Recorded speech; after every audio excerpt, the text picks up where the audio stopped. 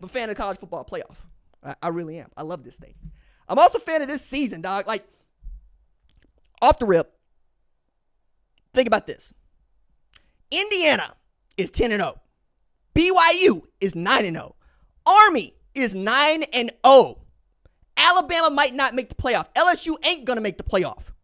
Right? Keep going down the list, dog. Oklahoma ain't going to make the playoff since we already there. Indiana has won 10 games for the first time in history. They went 9-27 over the last 3 years. The SEC, as I mentioned before, is a free-for-all with A&M and Tennessee at the top of the standings right now, which is wild because we didn't think nothing about Tennessee until like 2021 for about 16 years. Okay? A&M ain't won no conference championship to speak of since 1998. We in a new damn century, dog. In a new damn century, they still ain't won nothing. And yet, here they are on the cusp because Georgia decides to go down to Vaught Hemingway and catch that L while some fool Georgia player was celebrating with Ole Miss fans. And then the head coach had to talk about it at a press conference. I can't. Practice going to be rough for you. Now, I got to talk about Florida State, who has fired everybody, who's 1-9, 1-10 since going 13-0. Wild. Georgia losing to somebody not named Alabama for the first time since November 7, 2020. Georgia Tech beat a 9-0 program for just the second time since 1936, which was the first year we had the AP poll, right? The first time they did it was 2002, right? They did it for the first time since then against Miami, who got docked hard for losing to Georgia Tech.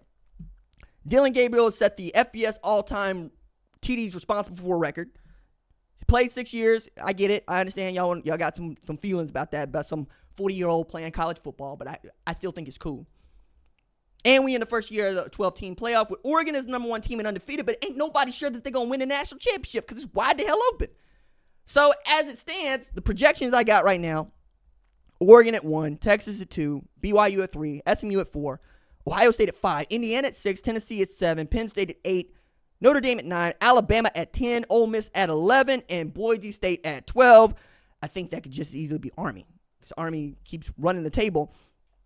How are you going to keep an undefeated Army out and keep a one-loss Boise State in? Well, they lost to Oregon. I don't give a damn. They lost.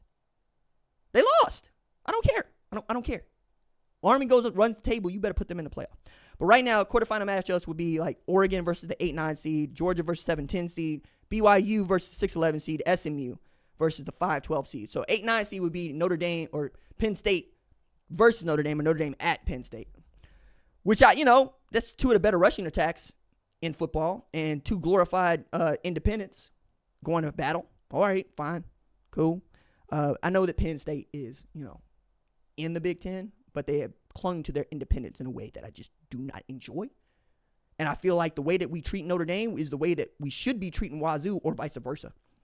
Wazoo being treated like I want Notre Dame to be treated, like a team that doesn't play for a Power 4 championship and plays fewer Power 4 opponents than the rest of their quote-unquote Power 4 peers. Also got one loss.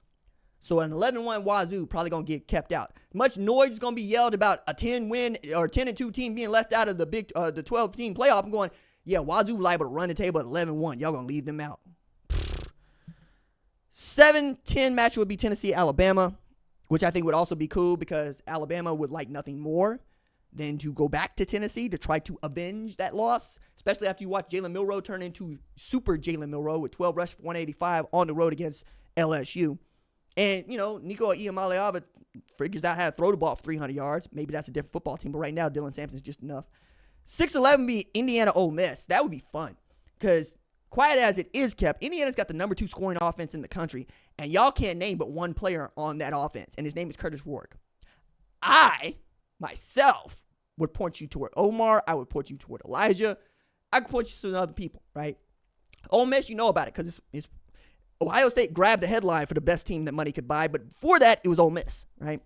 Jackson Dart, Trey Harris ain't even been playing. They beat Georgia without Trey Harris. They beat Georgia without Henry Parrish. They got dudes on that defensive line. They got dudes in that secondary. They got pass rushers. Ole Miss, Indiana would be fun. That game would be in Bloomington as well. And then 5-12 matchup would be Boise State, Ohio State, for which, Ashley Genty needs 895 yards to break Barry Sanders' record for 2,628 rush yards in a single season.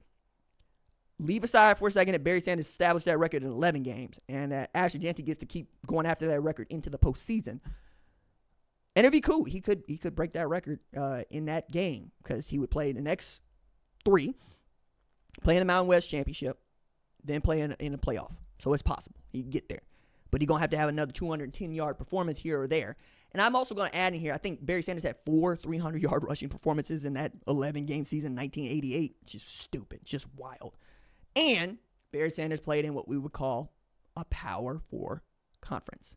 Boise State is the Mountain West. Stop comparing that boy to Reggie Bush. Stop comparing that boy to Derrick Henry. Stop comparing that boy to Mark Ingram. Stop comparing that boy to Rashaan Salam. Stop comparing that boy to Eddie George.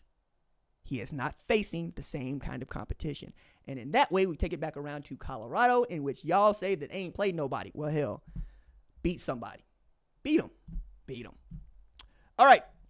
That is going to do it for tonight's episode of the #1 College Football Show. My thanks to y'all that were here on Sunday night when your band was absolutely going through it with the technical issues. Took me too long to figure out what was going on that end.